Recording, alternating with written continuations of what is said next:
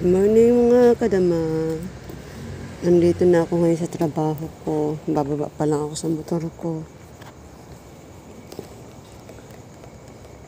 Madaling araw kasi ang pasok namin.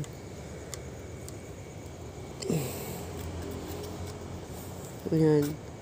Galing pa kasi ako doon sa Mandaluyong. Pero dito ang pasok ko sa Pasig. Yan. Ito ang lagi kong kasama pag nagtatrabaho ako. Ito ang service ko. Yan. Ito na yung kasamahan kong isa. Uy, ang aga naman yan. Sasama yan. Pinupuyat mo yung buboy, ah.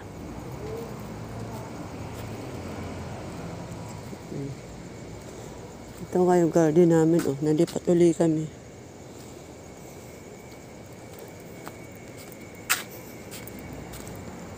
Siyempre, dahil maagang pasok namin, ayun po yung kasamahan ko yung nakabay kanina. Di ba? Maaga pasok namin.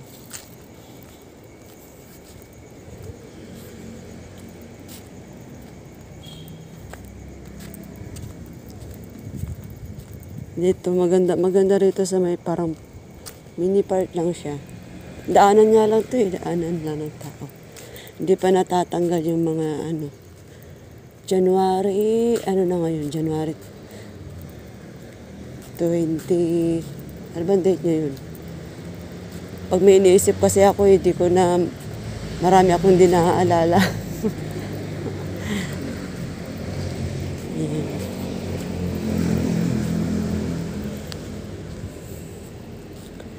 Malamang, dahil linggo ngayon, marami pang tulog.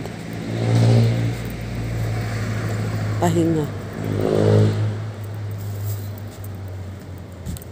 Bago tayo mag-start sa aking trabaho, kailangan ko muna uminom ng gatas.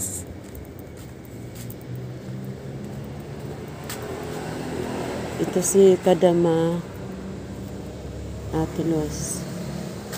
Te, may mainit na te. Birds tree.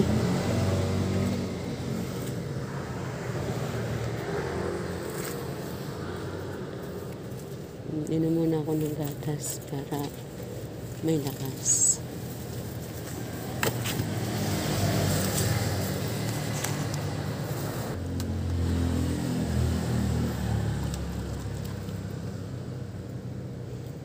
Kunti lang tinatubig.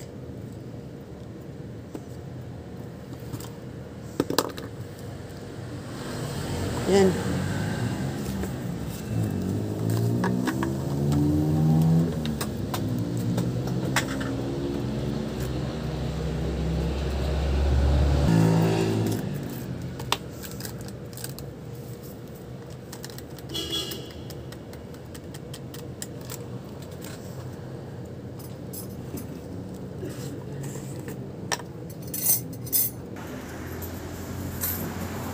Tingnan nyo yung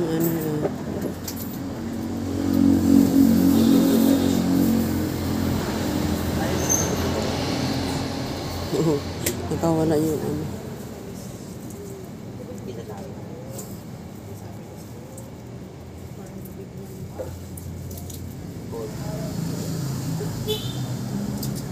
madilim pa madilim pa mga Kadama, no? Pag may trabaho, kailangan bago pumatak ang oras, nandun ka na sa trabaho mo mismo.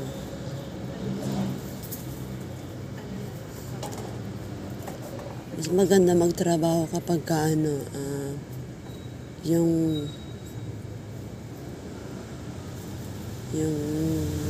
aga kang papasok. Halimbawa, 8 a.m. ang pasok. Kailangan 7 or 7:30 na sa trabaho ka na, at least may pahinga ka pa. Ng konti bago mag-start, maka-relax pa. Sa amin kasi talaga dito, nasanay talaga kami, mga kasamahan ko. Siguro yung iba din na mga kadamana. Mas maganda talaga yung good performance, yung hindi ka nalilate, Malapit sa may ganun. Hindi ka pala absent, San Mateo. ganun. Oo, San Mateo. Kasi, parang palitan mo na dito. Mahal na yun.